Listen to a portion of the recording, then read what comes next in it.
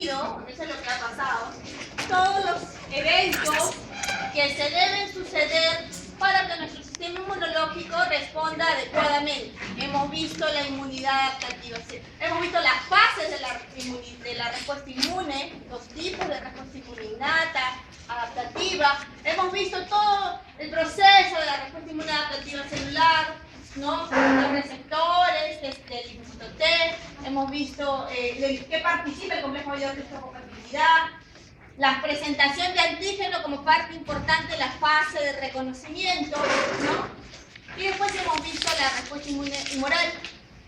Y ayer terminamos viendo la respuesta, las acciones generales de la respuesta inmune innata. Terminamos viendo con complementos. ¿Se acuerdan que les mostré esa gráfica que les dije? No se preocupen, jóvenes, con aprenderse esta gráfica de acá, ¿no? Tengan en cuenta cuáles son las rutas del complemento, cómo se activa, ¿no? Quiénes participan en cada vía clásica y vía alternativa, ¿no? Entonces ahora ya vamos a hacer las generalidades de tres fenómenos que se dan por defectos o inactivaciones o falta de eficacia de nuestro sistema inmunológico. Pues que son la autoinmunidad, pérdida de tolerancia, ya sea alcanzada por un factor genético o por un factor externo, como las enfermedades crónicas, ¿no? Frecuentes, ¿sí? La inmunodeficiencia, también relacionada con factores genéticos y adquiridos, y las hipersensibilidades, muy comunes en realidad, ya en nuestro medio. ¿Qué es la autoinmunidad? Pues es la pérdida de tolerancia, ¿ya? Causada obviamente por alteraciones inmunológicas. Una persona sufre autoinmunidad cuando los propios linfocitos, macrófagos, neutrófilos e inmunoglobulinas o inmunoglobulinas responden a nuestras propias moléculas. ¿Se acuerdan cuando mencionamos nuestras propias moléculas como antígenos? Le llamábamos tolerógenos, ¿cierto? Entonces, nuestras moléculas se supone que deben haber alcanzado una tolerancia. Sin embargo, por fallas genéticas o por fallas adquiridas, nuestras moléculas dejan de reconocer, diferenciar lo propio de lo extraño y comienzan a atacarnos, a causar daño. Las enfermedades autoinmunes, si bien la frecuencia no es muy alta, sus manifestaciones clínicas sí se ven, ¿sí? Son bastante dañinas, nocivas y a veces son sistémicas. La pérdida, ¿por qué se produce? Pérdida de eliminación de los linfocitos autorreactivos en los órganos centrales. Claro, hay una pérdida, ya bien sea de la apoptosis, ¿se acuerdan que hablamos? Cuando se hace autorreactivo debe sufrir en órganos centrales apoptosis, pero acá no hay una pérdida de esa apoptosis. O sea, esa apoptosis no se presenta en estos linfocitos autorreactivos, ¿no? También hay una falla de la anergia. Hablábamos de la inactivación en órganos periféricos, sobre todo, ¿no? De aquellos autorreactivos se inactivan. Entonces, teóricamente, lo que sucede aquí es que hay una pérdida de inactivación de esa anergia, ¿no? Y finalmente, la autoinmunidad genera enfermedades sistémicas, es decir, que pueden comprometer todos los órganos o todos los sistemas, ¿no? Tanto el sistema renal, el sistema cardíaco, el sistema óseo, o solamente específicas, como ocurren con algunas enfermedades autoinmunes que afectan a la piel, ¿ya? Entonces, acá vamos a ver este cuadrito, ¿ya? ¿Qué es lo que no contribuye a la tolerancia? ¿Sí? ¿Se acuerdan cuando hablamos de la tolerancia? ¿Ya? ¿Y qué es lo que contribuye a la pérdida de la tolerancia? Es decir, a generar una autoinmunidad. Ustedes han escuchado hablar de enfermedades autoinmunes bastante comunes, como por ejemplo, ¿cuál conocen ustedes? El lupus, la diabetes, específicamente la tipo 1, ¿no? ¿Qué otra más? La artritis también, ¿no? La artritis reumatoidea, ¿no? Otras enfermedades de origen que generalmente van a un reumatólogo, ¿no? Son las enfermedades relacionadas con ese tipo de deficiencias, ojo, que pueden ser genéticas o pueden haber sido adquiridas. Bueno, vamos a centrarnos, porque esta es la parte en cómo inactivar una autoinmunidad. Nosotros ya hemos visto que debe participar pues, un linfocito T supresor, ¿se acuerdan? Cuando hablamos de la anergia o la inactivación de los linfocitos, ¿no? Aquellos linfocitos autorreactivos tienen que ser una vez confrontados con lo propio, y si responden, esos linfocitos deben ser inactivados. ¿Por quién? Por el linfocito T, supresor o regulador. Centrémonos más bien en lo que sí puede producir una autoinmunidad, ¿ya? Es algo muy interesante. En muchas ocasiones, las autoinmunidades tienen un factor externo, que es por las que se les provoca. Por ejemplo, hay personas que pueden incrementar presencia de autopéptidos. ¿Por qué? Por lesiones crónicas de determinadas bacterias, virus, sobre todo de parásitos, helmintos, gusanos, ¿no? Hay parasitosis crónicas, ¿no? Frecuentes dependiendo del ambiente. Eso puede generar lesiones, daños tisulares. El daño tisular lo que va a provocar es la liberación de moléculas, ¿no?, intracelulares hacia el medio extracelular, hacia la zona, ¿no es cierto?, de sangre circulante. Al aumentar la cantidad de péptidos propios, ¿no?, eso puede originar que tanto macrófagos como células dendríticas, ¿no?, y otras células de los glóbulos blancos respondan hacia esos autopéptidos, hacia esos péptidos propios. Obviamente la persona, ¿sí?, debe tener un carácter también, haber tenido estas moléculas, estas células, macrófagos o células dendríticas, que son células presentadoras de antígenos, ¿ya?, deben haber tenido también una falta de inactivación, ¿sí? Al haber un aumento de péptidos propios, estos responden a estos autopéptidos. O sea, pierden como una especie de control, ¿no? Se desprograma ante la elevación de péptidos propios libres y se vuelven en células presentadoras de antígeno del tolerógeno, o sea, de la molécula propia. Y si hay una presentación de antígeno, ¿sí?, es posible que también estas células se activen, es decir, los linfocitos T y los linfocitos B, y respondan, ¿no? Hay una fase de reconocimiento, hay una fase de activación y también una fase efectora. ¿Ya? Y esa fase efectora no va a ser contra, obviamente, nuestras bacterias y virus. No, va a ser más bien contra nuestras propias moléculas. Y esta persona puede generar una autoinmunidad. No necesariamente congénita, o sea, no desde el inicio de su vida, sino en etapas posteriores. ¿Ya?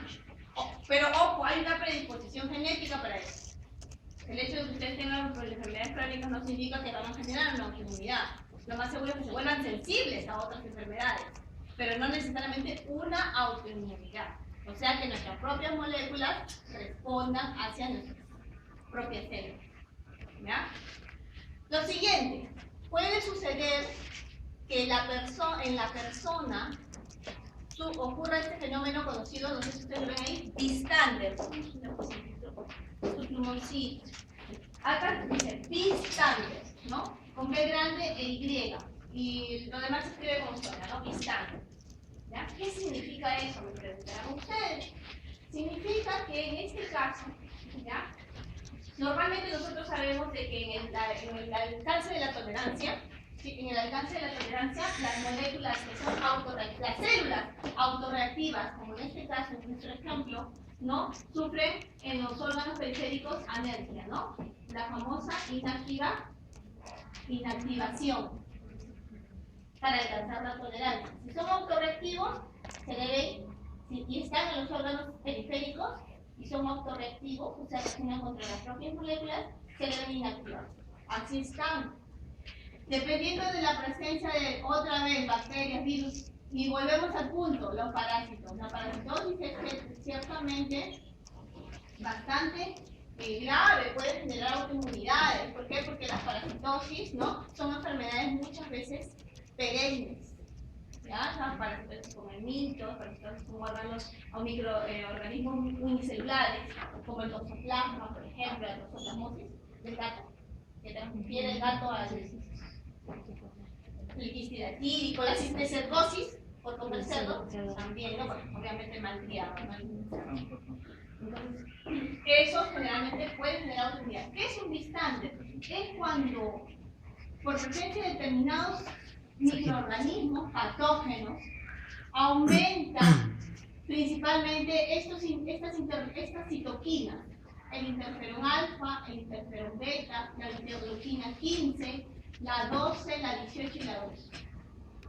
Estas aumentan, así como aumentan los autopéptidos en el primer caso, estas también se elevan de manera, ¿no?, bastante alta, ¿no?, sobre los rangos normales, ¿no?, pasan los valores normales, ¿sí? Esto puede provocar en aquellos linfocitos que habían sido inactivados, lo que provocan es que los vuelvan a activar. El instante es que linfocitos que han tenido una alergia por efectos de estas interleuquinas e interferones que están elevados se vuelvan a activar. Y eran linfocitos autorreactivos. Entonces han sufrido un instante, entonces se reactivaron. Y como eran autorreactivos, ¿qué va a ocurrir? Va a comenzar a lesionar las células, a dañar, a atacar, a reconocer y eliminar células. Entonces se forma la autoinmunidad. Y el tercer caso de autoinmunidad, que también es muy común, ¿ya?, es la famosa reactividad o reacción cruzada. ¿Qué significa esto? Es cuando nuestros patógenos, ¿sí?, tienen moléculas de estructura similar o igual a nuestras moléculas. ¿Me dejo entender? Entonces, la célula, esa célula no es autorreactiva, estos linfocitos no son alérgicos ni tienen una predisposición a ser autorreactivos, ¿no?, como en este primer caso o como en este, que los han sido y se les ha inactivado y por presencia de estos microorganismos se han vuelto a activar. No, estos son normales. Lo que sucede es que nuestros bichitos tienen nuestra misma estructura molecular. Es como le llaman, acá le han puesto, un mimetismo molecular. Miméticamente se están, ¿no es cierto? Tienen la misma estructura que la nuestra. Entonces, este linfocito, ¿no?, mejor dicho, en esta bacteria va a ocurrir una fase de reconocimiento, definitivamente, una fase de activación, y va a ocurrir una fase efectora. Pero así como reconocen la estructura molecular de esta bacteria, también va a reconocer la estructura molecular nuestra como extraña, pues, porque estas bacterias y nuestras células, ¿no?, en determinados tejidos son iguales. Y entonces los linfocitos te dicen, bueno, ya esto es igual a esto, esto es extraño, esto también, entonces, lo atacan. Y esta persona puede tener una enfermedad autoinmune. Cuando uno tiene una enfermedad autoinmune, jóvenes, o sea, en el caso de que sea una predisposición o en cualquiera de esos dos casos que se hayan activado, producida, ¿no?, por factores externos, ¿no?, en realidad esto ya no tiene, como pasa con la diabetes, ustedes saben, ya no se puede curar, ¿ya? No le den esperanzas al paciente. Tampoco le digan, profesor, señora, usted ya fue, tampoco. Pero hay que darle a entender que tiene que siempre ser tratado. Porque ustedes dirán, bueno, profesora, es una enfermedad autoinmune que ataca las propias células. El hecho de que ya se presente esta alteración, es decir, el hecho de que ya mis células me ataquen a mí mismo y que me generen pues, una sintomatología específica dependiendo del tipo de enfermedad, ¿no?, ya es un desorden a nivel de mi sistema inmunológico. Vale decir de que no solamente podré tener una enfermedad autoinmune, sino también podré ser sensible a otras enfermedades porque mi sistema inmunológico no está funcionando adecuadamente. Pues no está funcionando así. ¿Ya? Y entonces eso es muy importante. Yo tengo una experiencia muy cercana a mi mamá que tiene una enfermedad autoinmune, que es en la piel, la condrodermatitis autoinmune. Y eso la detectaron cuando tendría 60 años.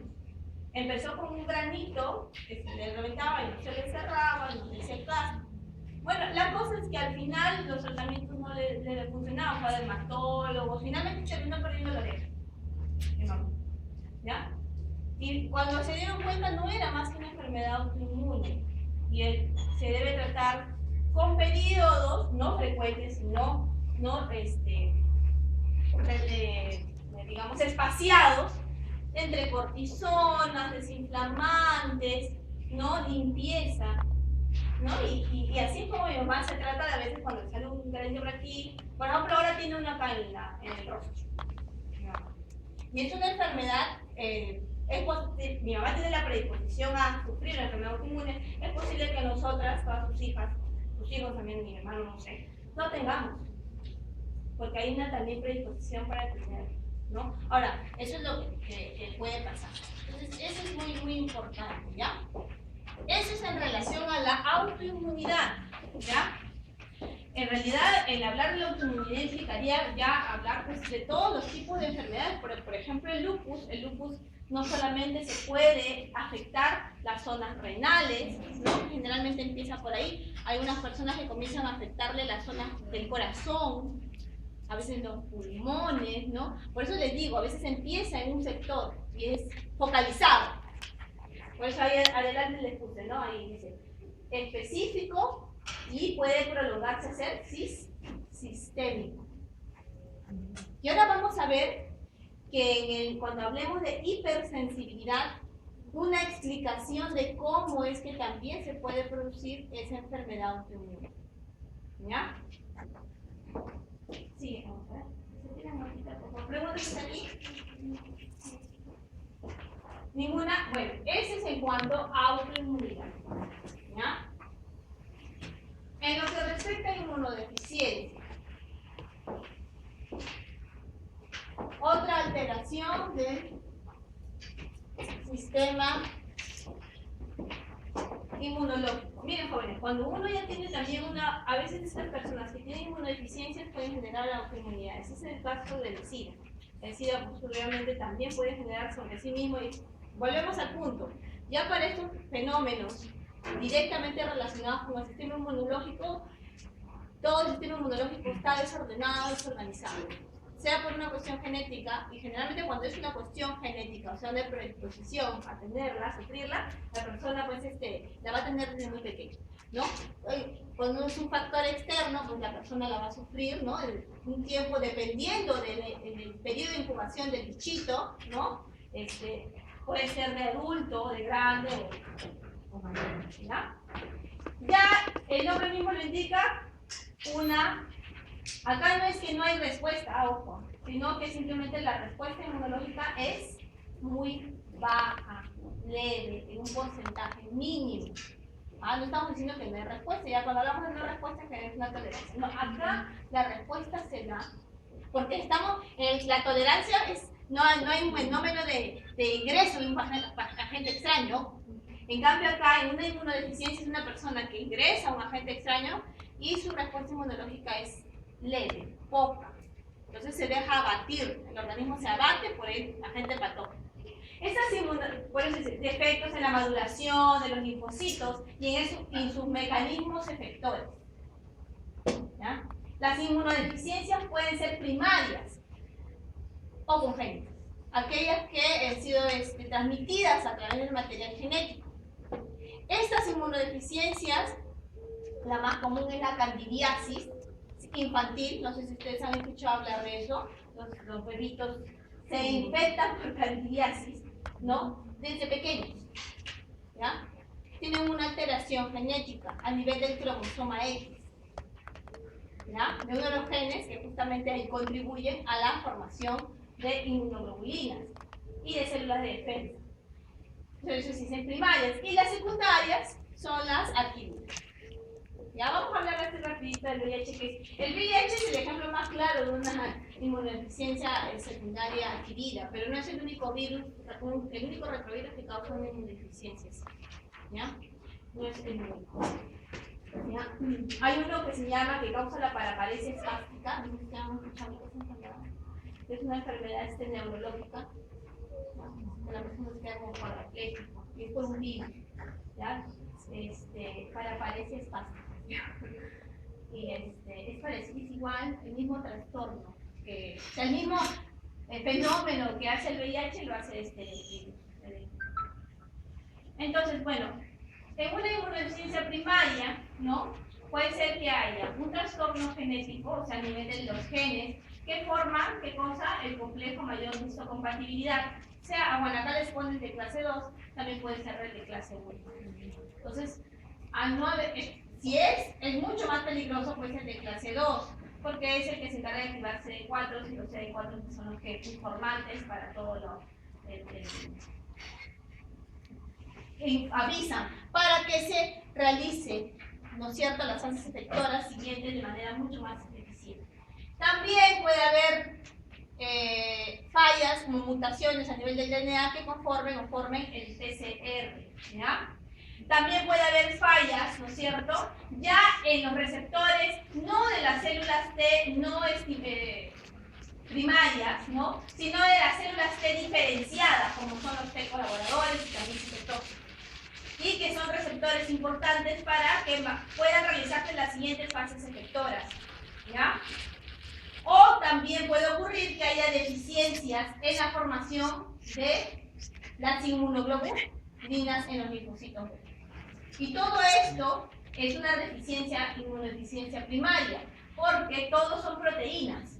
Y ustedes, como habían recibido ya su clase de macromoléculas informacionales, saben bien que al haber fallas estructurales en los receptores, ¿no es cierto?, fallas estructurales, como en nuestro caso en las inmunoglobulinas, es definitivamente porque ha habido mutaciones a nivel del material genético. Entonces, o no se forma la proteína, ¿no es cierto? ¿Cuál es tu apellido? Ramírez, no. Pérez, ¿no? Como nuestro expresidente. No me puedo olvidar. O no se forma la proteína, o ¿qué pasaría también, señor Pérez? Si hay una falla a nivel del material genético, no se forma la proteína, o señor Pérez, por favor, han recibido sus clases de macromoléculas ayer. O se forma una proteína no funcional. Puede pasar, claro que sí. O puede ocurrir que se forme, ¿no es cierto?, un ARN mensajero heteronuclear, ¿no? Y a la hora de hacerse los splicing, que también les han explicado ayer con la profesora y el profesor, ¿no es cierto?, para formar el ARN mensajero, también haya fallas en los cortes. Y en lugar de pasar exones, pasan también pedacitos de intrones, que no son, ¿no es cierto, señor Pérez?, que son codificables o no. Ya, bueno. Póngase a estudiar. Entonces, eso es una inmunodeficiencia, pero la candidiasis es el caso más resaltante. Los niños no llegan a vivir hasta más de 2 años, porque la candidiasis, justamente el fenómeno ocurre en que el niño se expone, la candidiasis en realidad es una hongo oportunista, ¿no?, que es de contacto directo. Pero estas personas son muy sensibles a ese patógeno. Entonces se infectan en la lengua, en la cara, en el rostro, por un defecto congénito. Entonces las personas con una inmunodeficiencia primaria no llegan a sobrevivir a más de 2 años. Y eso con tratamiento. Lo contrario, bueno, las adquiridas, las secundarias. Por eso les decía, el caso más clásico es el VIH. ¿Qué es lo que ustedes ven aquí? A ver, explíquenme. Señor Convento, ¿qué es eso? Fácil, ¿no es cierto? En general, dígame, ¿qué es eso que estoy mostrando? Claro. ¿No es cierto? Ustedes saben, el VIH ya es, señor Ramírez, ¿el VIH qué tipo de virus es? Es un retrovirus, ¿no? ¿Qué tiene? ¿Qué debe tener para ser un retrovirus? ¿La? Señor Villalobos. Claro, la transmitasa inversa, ¿cierto? Sí. Entonces esto es ya, como bien ustedes saben, las etapas de la adherencia hasta, ¿no es cierto?, la integración, la adherencia, el ingreso del material genético junto con nuestra enzima, ¿no? Porque el retrovirus pues no tiene cápside, ¿no? Tiene envoltura, una membrana nada más, es la difusión, ¿ya? Y la conversión de su material genético de ARN a ADN y su posterior integración al DNA para hacer la síntesis proteica viral, la fase del ensamblaje y finalmente, ¿no es cierto?, la liberación de eso, ¿no? Acuérdense ustedes que el organismo vírico cuando no se encuentra dentro de una célula que va a infectar, se conoce como virión. Aquí son viriones, porque están libres. Y cuando está dentro ya es un virus. Un nombre distinto. Ese es un nombre distinto. Entonces, ¿por qué es que ingresa al CD4? El VIH ingresa al CD4, a los macrófagos y a las células dendríticas. ¿Por qué esa especificidad con esas células? Simplemente por sus receptores. Nada más. El VIH tiene en su envoltura dos glicoproteínas que se pueden adherir al receptor CD4 y al receptor de quimioquinas que se encuentran en el CD4 y también en los macrófagos de células dendríticas. Esos receptores son las glicoproteínas GP41 y la GP120. ¿Ya? Si hay afinidad por reconocer esos receptores, por eso es que se fusiona y se integra con estas moléculas, con estas células específicamente. ¿Ya? El proceso es así, como ustedes ven molecularmente, el CD4 se une a la glicoproteína GP120, ocurre un cambio conformacional, ¿sí? Luego de ese cambio conformacional, la 120 del virus, de la envoltura vírica, ¿okay? Del virión, porque todavía no ha ingresado, del virión, se va a unir a la receptor de quimioquinas, o sea, hay cambios conformacionales. La GP41 se activa ante el cambio conformacional de la GP120 y esa activación genera también una fusión y un cambio estructural de la GP41. ¿Para qué? Para que se produzca ¿qué cosa?